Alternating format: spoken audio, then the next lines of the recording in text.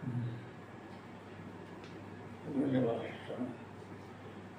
गुरु जय जगन्नाथ। गुरु ब्रह्मा गुरु विष्णु गुरुदेव महेश्वर गुरु साक्षात परम ब्रह्म तस्मै श्री गुरवे नमः। हमर गुरु ब्रह्मा गुरु विष्णु गुरुदेव महेश्वर गुरु होउछन्ति साक्षात परम ब्रह्म भगवान। यही भाव में जदि भाविबा जे आम सागर से जन मनीष से मनीष सांग भाया भाव में अच्छा से भाया भावा उचित नुहे। सी परमेश्वर परमात्मा से धारणा आम मन भर निहाती रहा दरकार तेरे जाए आम करुणा कृपा लाभ कर मनीष हो पारती मनीषर कार्यक्रम सब कथा करदे पारती। आमर गोटे भागवत अच्छी जे उद्धव 24 गुरु करते 24 गुरु करते तेणु 24 गुरु करते माने 24 प्रकार प्रकृति को से गुरु करते से 24 प्रकार प्रकृति थिबा ज्ञान गुण थिबा लोक जे गुरु हो पारे कथबार्ता नहीं। यहाँ निश्चित भाव में भागवत लिखा अच्छी गीतार लिखा अच्छे परवर्ती काल में आम आलोचना करवा। तेणु से भाया गुरु मिलवा बड़ बहुत कष्ट से मिले सहजरे सेमती सुजोग आपंकर नथिबो किंबा पूर्वजन्मर कर्मफल नथिबो किंबा प्रारब्ध कर्म नथिबो से सान्निध्य पाइबा कष्ट। जब कृपा हम से छाँ छाँ मन को केबे से आसबे। मोर बापा मुझे देखी पिला बेले से केवल भागवत बही तिलक तिलक लगे मुंडे मारती भागवत बही तिलक लगे पुणी से व्यासासन रखती धूप दिखती करती किंतु पढ़ती ना पूजा खाली करती। तापरे भागवतर जगन्नाथ दास लिखिं देखिले भागवतर अच्छी आमर 18,000 श्लोक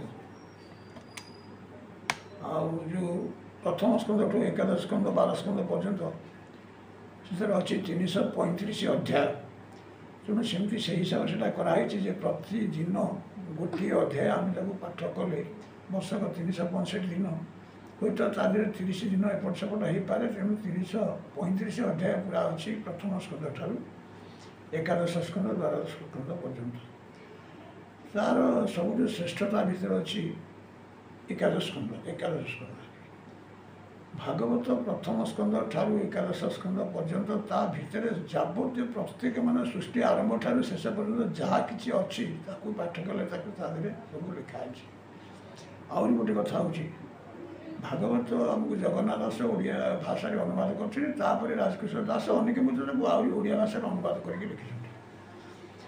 ओडिया भाषा लेखा हेले मध्य आमे ताकू बुझीपार नहीं कहीं मोर जड़े बड़ भाई डॉक्टर घनश्याम साहू से ओयूट्रे थे डीन रिटायर कले आमर गुरुदेव था घरे आम बस गोटे आलोचना चली थाए भागवत पाठ पढ़ा से आम भाई सी आसते ये घर को कौन प्रार्थना चली ना हाँ प्रार्थना चली आम से भाई भागवत कौन तो आम भागवत तो ओडिया भाषा लिखाई जे लिखा अच्छी गोटे एकादश स्कंद 4th अध्याय लिखाई संसार क्रीड़ा इच्छा करी भाव ईश्वर रूप धरी ईश्वर तेज अंतराल तुम रूप जिला काल काल शरीर आत्मजात से नुहे विष्णु मायाग्रस्त एमती तो बहुत कथा आज ये तो ओडिया भाषा लिखाई तुम तो बहुत एजुकेटेड शिक्षित यार अर्थ कौन हो पारे सी कहले मुझे जापर से कहले मुझे जापर तेणु जापारे माने तार सब अंतर्निहित बहुत किसी अर्थ अच्छी जोटा केवल गुरु कर लोक कि गुरु सानिध्य पाई लोक से गुरु मुहर से शुणे और तार एमती अर्थ आमको गुरु कही तार अर्थ कौन हो पाए सीटा तेणु गुरु ना बुझीपारी हेनी सेमती प्रथम अध्याय भागवत कौन लिखाई भागवत मूल लिखाई शुण परीक्ष नरनाथ कृष्ण चरित भागवत। तेणु भागवतर आरंभ शेष पर्यटन केवल कृष्ण चरित्र ही लिखाई मूल जान जापर गला गोटे कथा आम भी सब आसीचे कौटू आमर सृष्टि हूँ कि आम यहाँ विरुट निराट शस्त्र कथा आम सृष्टि होचे आम ମାଆଙ୍କଠୁ ବାପ ଆମ ବାପ ମା ଆଉ ଯେଉଁ ସ୍ୱର୍ଗକୁ ବାହାରୁ କୁଆଡ଼ୁ କେହି ସେ ବଢ଼େ ନାହିଁ। ଆମେ ନିଜେ ଆମକୁ ଏ ସୃଷ୍ଟିକି ଆଣିଛନ୍ତି ଆମ ବାପ ମା। ସିଏ ହେଉଛନ୍ତି ମଧ୍ୟ ଗୁରୁତୁଲ୍ୟ ଏବଂ ଶ୍ରେଷ୍ଠ ଗୁରୁ। ଆଉ ତାଙ୍କୁ ସେ ବିଷୟରେ କିଛି ମାନିବା ନିହାତି ଦରକାର, କିନ୍ତୁ ସେଇଟା ଜାଣିବା ଦରକାର। ସେଇ ଗୁରୁ ଜ୍ଞାନ ହେଲେ ସେ କଥା ଅଟୋମେଟିକାଲି ଆପଣଙ୍କ ଧାରଣା ସବୁ ଆସିବ। ତେଣୁ ଏଇ ଗୁରୁ ଜିନିଷଟା, ଗୁରୁ କଥା, ଗୁରୁ ପ୍ରଥା, ଏଇଟା ପିଓରଲି ଆମର ଓଡ଼ିଆମାନଙ୍କର ହେଉଛି ଜଗନ୍ନାଥ ସଂସ୍କୃତି। ଜଗତଗୁରୁ ଆମର ଚାରିଧାମରେ 4 ଜଣ ଅଛନ୍ତି। ସେ ହେଉଛନ୍ତି ମୂଳ, ଯେ ତାଙ୍କଠୁ ହିଁ ସୃଷ୍ଟି। ସେଠି ସେ ସବୁ ଏମିତି କିଛି କରନ୍ତି, ସେ ଯେଉଁଟା କରନ୍ତି